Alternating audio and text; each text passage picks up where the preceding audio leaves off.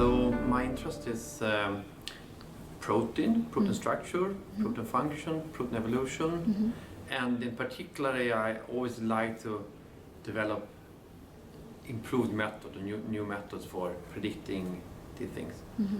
And I worked on many different types of proteins, but one focus has been memory proteins. So that's been because I've been focused on lab. Yeah, in my days there was nothing. The term bioinformatics was not even coined yet, so it didn't exist. So I actually started in high school. I always had an interest in science, and in high school I read a book written by the Swedish Research Council, and there was interviews with a number of professors, and they were all telling about, not the research, but about why they started doing the research. And I particularly remember one guy that had, I think he was professor in medicine, but he had, as a part of his thesis, had written something about migratory birds.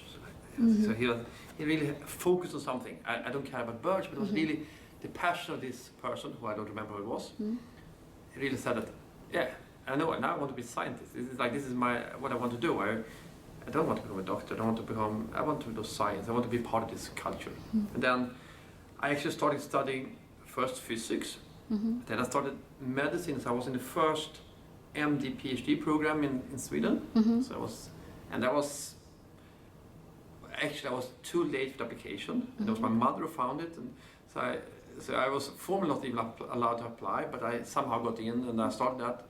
Then I left that after 2 years. I went back to physics. Because I really liked the physics and I liked the medicine. So then I did my thesis in biophysics. Then from that on, it was quite more and more bioinformatics.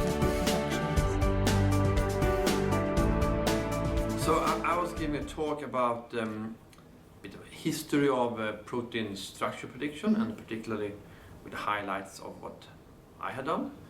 So there is, protein structure prediction has been a big part of bioinformatics from the beginning. It was a big part of it, and it's probably less so now than it was because of so many other fields. So it has always been a great challenge, and in the beginning it was big progress. So we and others, we combined methods, did a lot of engineering, a lot of understanding things. But then it was kind of decline. Nothing really happened. People of course tuned methods a little bit, but it was kind of the whole community was kind of getting a bit almost depressed. Until 2 or 3 years ago, when suddenly a few people realized that you could use contact predictions to predict protein structures, and in particular protein-protein interactions. So that I described our method Pcons C3 there. That's one of the methods. Of course, we are. It's a very central part of it, but we are mixing a lot of different disciplines, and I think this is. There's a lot of biophysics. You need to understand proteins. You need to, but you also need to know classical informatics methods. And I think from a student perspective, the really key thing is often actually to be pretty good programmer. Really, the pure informatics. And that is very much a skill. It's like it's something you need to practice on. It's not fun. I have taken one programming class in my life, and that was in Pascal with someone. And I don't remember Pascal at all. So it's something I mainly learned in high school or by myself or by my colleagues. And I think that's the case for many people. Is that certainly there's a lot of computer science I don't know, but really a lot of the programming that we do is just it's a craftsmanship.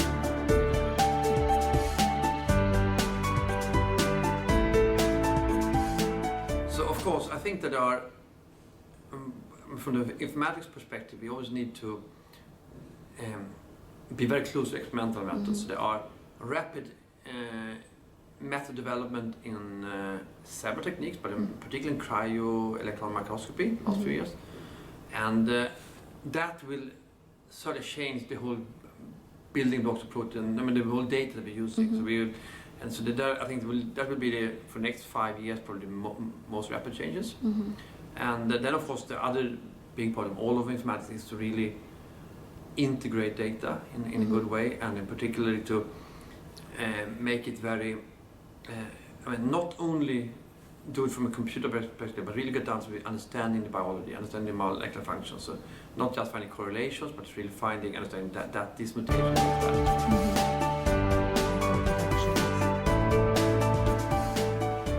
So there is, I mean, a general thing in informatics that now is very popular is deep learning methods that have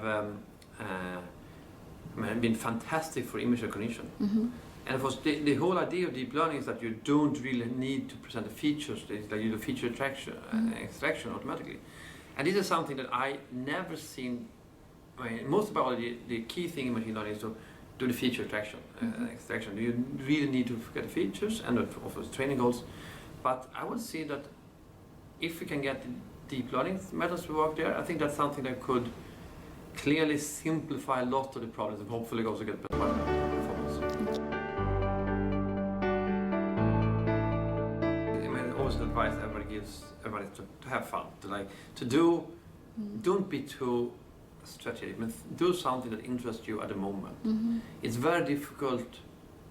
I mean, if it doesn't interest you at the moment, what's the reason to do it? If you don't like it now, and to be too strategic and do something just because it's fashion is difficult, because some people have the ability to really judge what's going to be important in the future, some people do not, and that's maybe just randomness to some extent. But if you like it now, I think it's that's a good sign.